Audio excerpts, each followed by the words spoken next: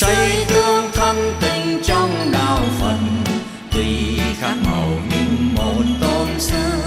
Hôm nay đây cùng nhau họp mặt, quyết noi theo đường Phật giáo Hoàng Dương. Nam Mô Ni Phật. So we're back on Sunday Song Phật, and we were continuing off on our discussion about wisdom and how it is not the only way, but the main way for us to practice Buddhism, to show us what is truth and what is falsehood. And so today, as we practice wisdom, my question is for you, how do we get rid of things like doubt in ourselves and nurture the faith within ourselves into Buddhism? How do we, most of the things we talk about, it's hard to see, but mostly felt by, in terms of if you have time to, take refuge under the three jewels, if you want to explain that, or kind of deliver faith into our journey. A personal motto of mine that I live by, and it's my all-time favorite quote, is the Buddha said, on life's journey, faith is nourishment. Right deeds are a shelter. Wisdom is the light by day. Mindfulness is the light by night. If I live a pure life, nothing can destroy me. And why I like that quote right now is because right now people are living in fear.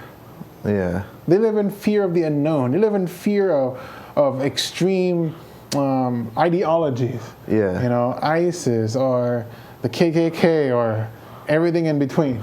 Yeah. And so people right now, they're living in fear.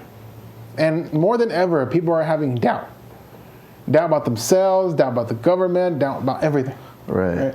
And so right now, we have to first learn onto developing faith. Faith here is to develop faith in the Buddha, Dharma, and Sangha, the triple gem. Mm-hmm.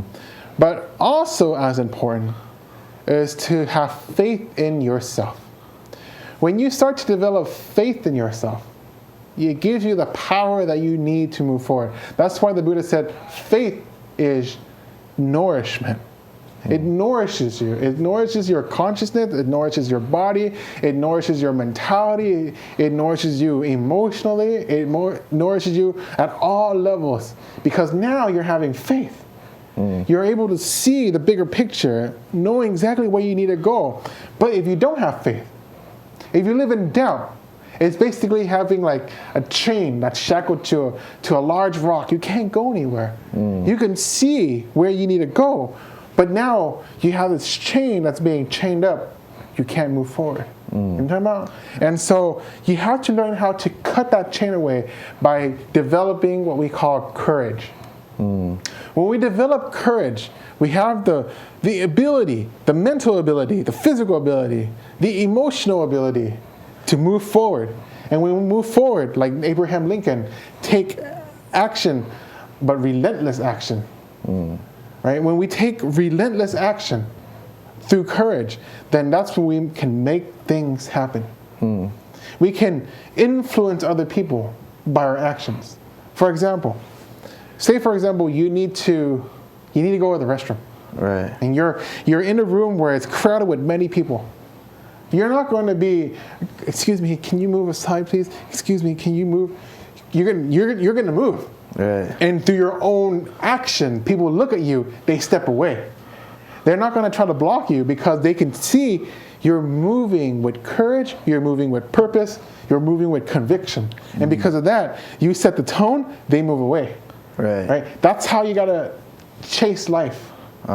When you're just, excuse me, can you move aside, please? Excuse me, I don't want to hurt your feelings, but I really want to move forward, but I can't go anywhere because I'm afraid that I'm going to hurt you. Do it, but do it like non-violently. According to the precepts, but determined to progress in actions that you can do with the grain of the crowd. Yes, you have to move, but when you move with conviction, with purpose, with a mission, like the Buddha did. When he walked around, a lot of people listen to him, but at the same time, a lot of people do not listen to him. Yeah, that's very true. Right? But he didn't take it to heart. He continued to move forward, spreading his dharma, teaching his message, sharing with the world what he learned. And so that he understands that if everyone understands what he learned, then everyone will be able to remove themselves from suffering. Yeah. I hope if people kind of eliminate their uncertainties of the future, know how powerful that the present moment is. Because I read an article about someone from a retreat that was he didn't attend the Vipassana meditation, and he left a couple times when you're supposed to stay. And they asked him why, and he said, well, he was going to pass away very soon, maybe like in 6 or 3 months. And so they found out that answer, but he discovered with more persistent faith as they were going along, as if he discovered that as he even practiced more, even times when he was very scared, and times when you're very doubtful about things, it's when they reveal the most truth from him, that, you know, how all these rules are, how all these laws are in place, you know, impermanence happens, you know, but it's not the end of our consciousness. I mean, determining our fruits from our actions is what propels us forth. And if we acquire enough of the faith and determination into living with the right view and doing those kinds of things, then we become essentially, like you said, unstoppable. There's nothing, you know, words can be one thing, but as you live with strong purpose, hopefully the purpose is not skewed, because it should be something that's beneficial for hopefully everyone, then people will help you along the way. I firmly believe in through like business classes, but also in action in terms of seeing people. If they have a movement, one of my professors did a movement where he decided to teach people in prison systems. And right now it's one of the biggest ones in the whole nation. It's the only thing that's proven to have inmates not come back into jail. Because what he discovered was you limit their opportunities is also limiting their causes. If they only find one effect, which is jail, they're only going to do the same causes.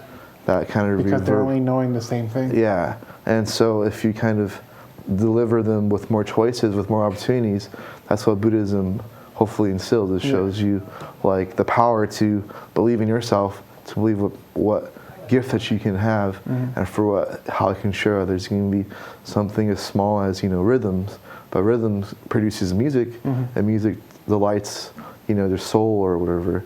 So if you find any kinds of minuscule things, it's hopefully enough. If you have nothing, then obviously the only thing you can have then is faith. And so thanks for sharing that. And if there's kind of anything that can kind of deliver us into proving that hard work has its merits, then it definitely is our own master that shows us that with very little you're able to acquire a station that can broadcast his disciples and anything forward for what we have in store for Buddhism in America. And so if anyone were to join us on this kind of road into taking the 3 jewels, then hopefully you can come to Westminster or UFAP to take it. And it's just living by the precepts and kind of taking a refuge on yourself to not stray away from unwholesome or bad deeds. And so if we could kind of put together and say that wisdom is the only way, but without faith there's no way to start any kind of action. Wisdom is the way.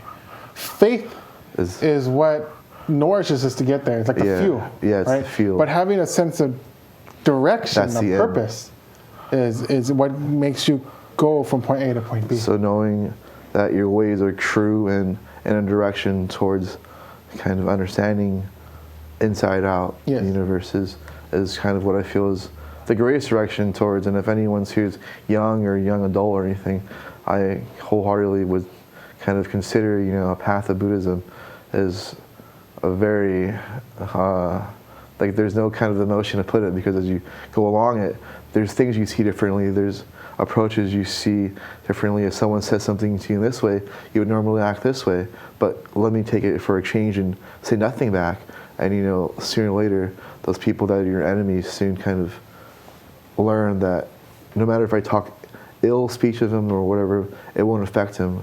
And so that kind of reaction that they habitually like back ends there, and you've kind of cut two stones with not saying violent, but you yourself gain the virtues of patience, and they themselves is less of a bother to you. Yes. And so with learning from that, more faith and more wisdom is by practice. And we have our temples open Wednesday nights at 7:30 in the UFAP temple in Los Angeles to open our doors for practice and faith into everything that you've learned here on Sunday nights, you're able to put into practice with our meditation program. And so if those who are in the 626 area or in the surrounding areas that would like to learn more about Buddhism firsthand through your own experience, we welcome you to our Wednesday night program at 7:30 at the UFAP Temple. The address is below. You can see down here, 311 East Mission Road in San Gabriel. And so we hope to see you next week. Unfortunately, there's no more time, but we'll see you next week. Thank you so much. Xây tương thân tình trong đạo Phật, tùy khát màu